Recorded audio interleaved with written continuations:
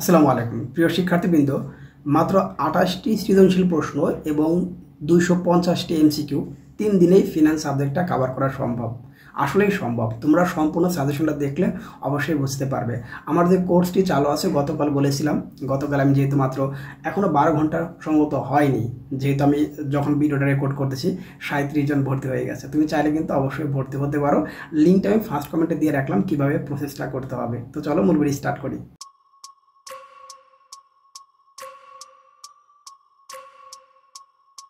প্রিয় শিক্ষার্থীবৃন্দ, 12 দিনের A+ কোর্স, এটা নিয়ে আমি একটা ভিডিও দিয়েছিলাম গতকাল। এখনও পর্যন্ত 12 ঘন্টা হয়নি, 37 জন শিক্ষার্থী ইতিমধ্যে ভর্তি হয়ে গেছে। তুমি হয়তো ভর্তি হওনি। তুমি আবারও বলতেছি, মাত্র 12 দিনে কিভাবে A+ পাবে সেটা নিয়ে কিন্তু আমি একটা ভিডিও দিয়েছি গতকাল। লিঙ্কটা ফার্স্ট কমেন্টে দিয়ে রাখলাম, তুমি চাইলে দেখে আসতে পারো। সেই 12 দিনের মধ্যে আজকে আমরা 3 দিন দেখব। সেই 3 দিনের মধ্যে আমরা ফিনান্স সাবজেক্টটি শেষ করব। মাত্র 3 দিনে ফিনান্স সাবজেক্টে A+ পাওয়া সম্ভব। কিভাবে সম্ভব সম্পূর্ণ ভিডিওটি দেখো, তাহলে তুমি অবশ্যই বুঝতে পারবে। শুধু কথা না, কাজের মাধ্যমেই দেখবে কোন প্রশ্নগুলো তোমাকে পড়তে হবে। তো প্রথমে দেখব, এখানে বলা হয়েছে ফিনান্স, ব্যাংকিং ও বিমা প্রথম পত্র 100% প্রশ্ন কমনের গ্যারান্টি কিন্তু আমি দিচ্ছি। সেটা কিভাবে? তো আমরা প্রথমে দেখি কিভাবে প্রশ্নটা সেট করা হবে।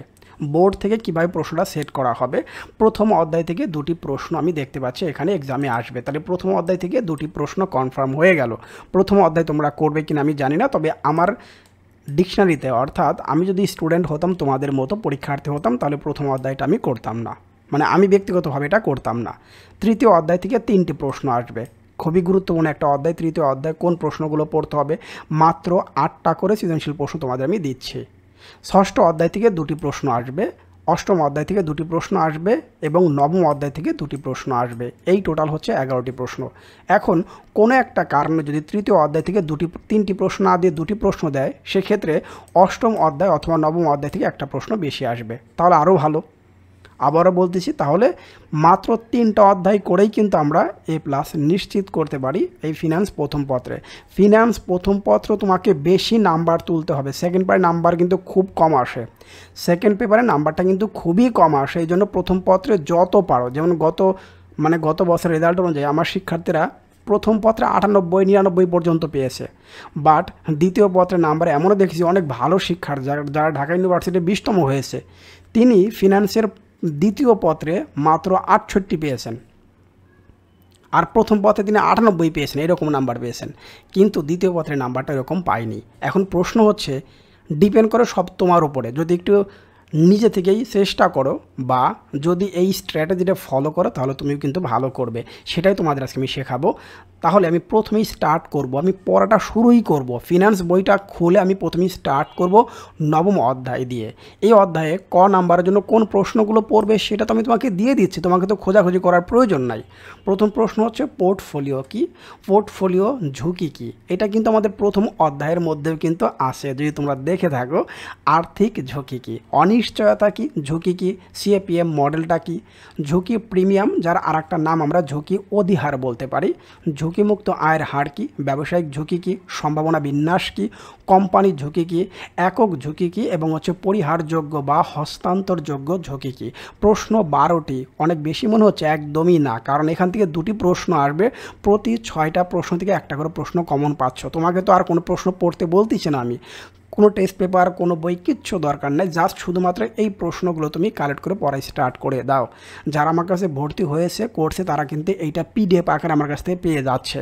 এখন দেখো, তোমাদেরও কিন্তু আমি দিচ্ছি, কারণ তোমাদের প্রতি আমার একটা দায়িত্ব আছে, এই জন্য আমি ইউটিউবে সাজেশনটা কিন্তু দিচ্ছি। এরপর দেখো, খ নাম্বারের জন্য আমরা প্রশ্ন পুরো মাত্র 9টি। পোর্টফোলিও কেন গঠন করা হয়, আয়, যাকে আমরা মুনাফা বলতে পারি, ও ঝুঁকির মধ্যে কী ধরনের সম্পর্ক বিদ্যমান ব্যাখ্যা করো। ঝুঁকিপূর্ণ পরিবেশে সিদ্ধান্ত গ্রহণ সর্বদা অলাভজনক নয়, ব্যাখ্যা করো। তারল্য ঝুঁকি কীভাবে সৃষ্টি হয়। সরকারি বন্ডে, যাকে আমরা বলি ট্রেজারি বিল, ট্রেজারি বন্ড, বিনিয়োগ ঝুঁকি নাই, মানে ঝুঁকিমুক্ত আয়। এইরকম টোটাল প্রশ্ন হচ্ছে 9টা। একটা স্ক্রিনশট রাখো এবং এই প্রশ্নগুলো এখন থেকে নোট করা শুরু করে দাও, বলে আমি নবম অধ্যায়তে পড়াটা স্টার্ট করব।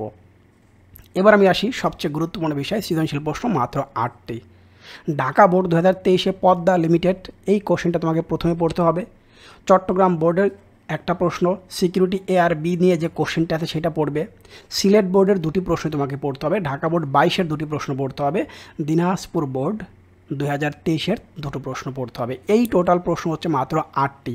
এই 8টি প্রশ্ন এখানে এমনভাবে সাজানো হয়েছে, তুমি দেখলেই বুঝতে পারবে। আমি যেটা সিরিয়াল করেছি বলে আমি ঢাকা বোর্ড করব, চট্টগ্রাম বোর্ড করব, সিলেট বোর্ড করব, দেন ঢাকা বোর্ড 22 করে আমি এসে দিনাজপুর বোর্ড 2023 করব। কেন করব?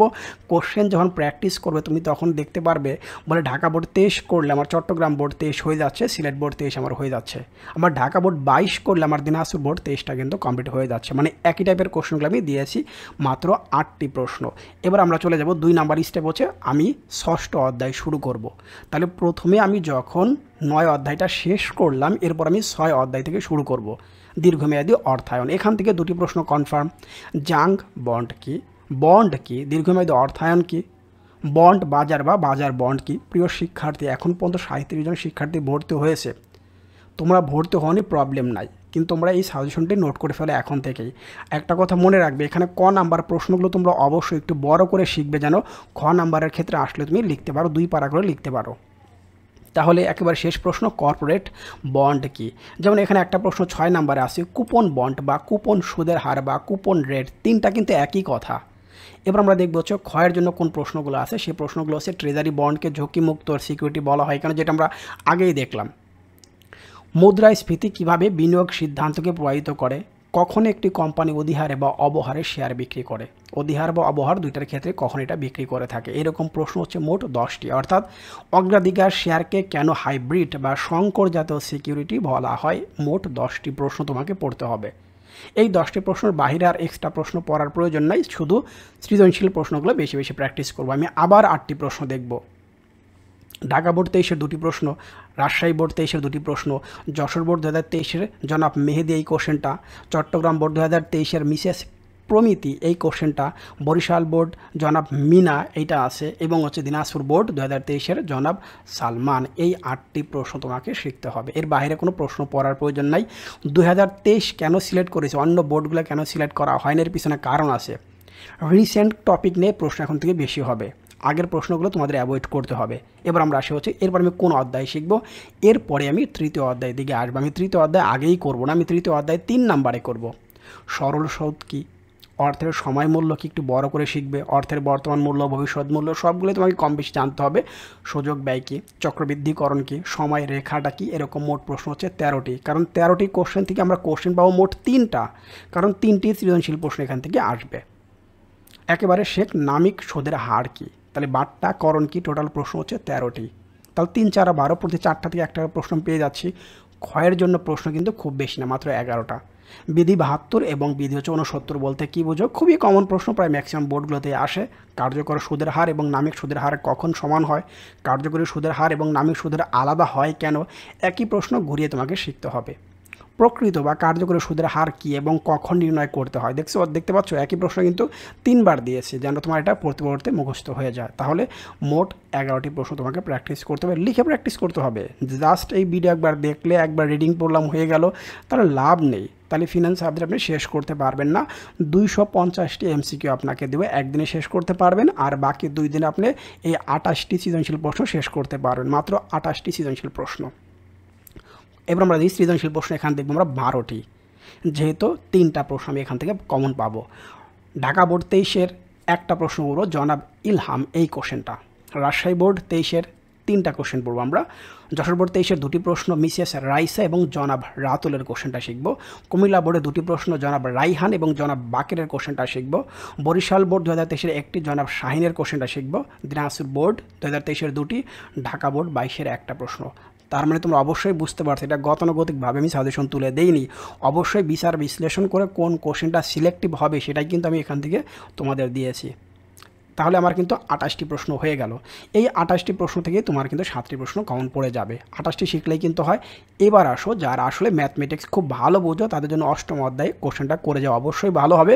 2টি প্রশ্ন তুমি সাপোর্ট পাবে, মানে তোমার জন্য 2টি প্রশ্ন অপশনাল থাকবে।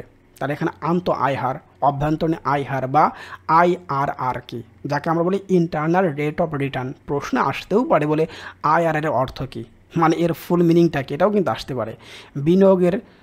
বিনিয়োগের পরিশোধকাল, যাকে আমরা পেব্যাক পিরিয়ড বা PBP বলি, এইটা আসলে কি?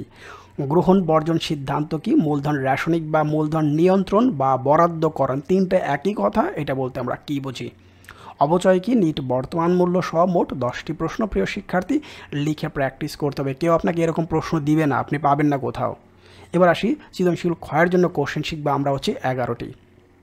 মূলধন বাজেটিং কেন করা হয়? প্রকল্প মূল্যায়ন বলতে কী বুঝো ব্যাখ্যা করো। গড় উপার্জন হার বলতে কী বুঝো ব্যাখ্যা করো। মূলধন রেশনিং বা বরাদ্দকরণ কীভাবে করা হয় ব্যাখ্যা করো। স্বাধীন প্রকল্পের ক্ষেত্রে কিভাবে বিনিয়োগ সিদ্ধান্ত গ্রহণ করা হয়। পরস্পর বর্জনশীল প্রকল্পের ক্ষেত্রে কিভাবে বিনিয়োগ সিদ্ধান্ত গ্রহণ করা হয়। এবং সৃজনশীলের জন্য আমি একটা স্ক্রিনশট অবশ্যই তোমরা রাখবে। সৃজনশীলের জন্য আমি রেখেছি ঢাকা বোর্ড 23-এর 2টি প্রশ্ন, রাজশাহী বোর্ড 23-এর 2টি প্রশ্ন, যশোর বোর্ড 23-এর 2টি প্রশ্ন, বরিশাল বোর্ড 23-এর একটা প্রশ্ন, মনোস্টার লিমিটেড এই কোশ্চেনটা, ময়মনসিংহ বোর্ড 23-এর 2টি প্রশ্ন, ঢাকা বোর্ড 22-এর একটি প্রশ্ন, জনাবে হেলাল। এই হচ্ছে আমার প্রশ্নগুলো, এখান থেকে 8টি। তাহলে এখানে কিন্তু 8টা প্রশ্ন, আমি এর বেশি কিন্তু আমি দেইনি। এবার আমরা আসি যারা আসলে ম্যাথমেটিক্যাল টার্মটা খুব কম বুঝো, বেশি বুঝো না তোমরা, যাদের এই সাবজেক্টে নিয়ে এসো ফিনান্স জানা সত্ত্বেও, তো তারা কী করবে? প্রথম অধ্যায়টা অবশ্যই শিখবে। সৃজনশীল ক্ষয়ের জন্য সব বোর্ড প্রশ্নগুলো শিখে ফেলবে এবং সৃজনশীল ক্ষয়ের জন্য বোর্ড কোশ্চেনগুলো শিখে ফেলবে। এবং সৃজনশীলে গ প্লাস ঘয়ের জন্য ঢাকা বোর্ডের একটি প্রশ্ন, MRN লিমিটেড এই কোশ্চেনটা, রাজশাহী বোর্ড 23-এর 2টি প্রশ্ন, কুমিল্লা বোর্ড 23-এর 2টি প্রশ্ন, চট্টগ্রাম বোর্ড 23-এর 2টি প্রশ্ন, ময়মনসিংহ বোর্ড 2023-এর একটি প্রশ্ন, 2টি কোম্পানি নিয়ে যে কোশ্চেনটা আছে সেই কোশ্চেনটা, ঢাকা বোর্ড 22-এর একটা প্রশ্ন। তাহলে এই প্রশ্নগুলো তোমাকে প্র্যাকটিস করতে হবে। যারা ম্যাথমেটিক্যাল টার্ম কম বুঝো তাদের ক্ষেত্রে প্রথম অধ্যায়টা অবশ্যই করবে। আমি সবগুলো অধ্যায় সাজেশন দিয়ে রাখলাম, যার যে অধ্যায় ভালো লাগে। তবে আমি প্রথম যে 3টা অধ্যায় সিলেক্ট করেছি, এটা করা হবে বুদ্ধিমান বা বুদ্ধিমতির কাজ। অবশ্যই তোমরা চাইলে আমার এই কোর্সটি ক্রয় করতে পারো। সবার থেকে এগিয়ে থাকবে, 250টি MCQ, সাথে এই 28টি সৃজনশীল প্রশ্ন তোমরা পেয়ে যাচ্ছ। পুরো সাজেশনটা তোমরা PDF আকারে পেয়ে যাবে। সবাই অনেক ভালো থাকো, সামনের দিনগুলো তোমাদের আরও সুদৃঢ় হোক। যাদের উৎপাদন ব্যবস্থাপনা ও বিপণন আছে তারা আগামীকাল সাজেশনটা পেয়ে যাবে। শুভেচ্ছা নিরন্তর।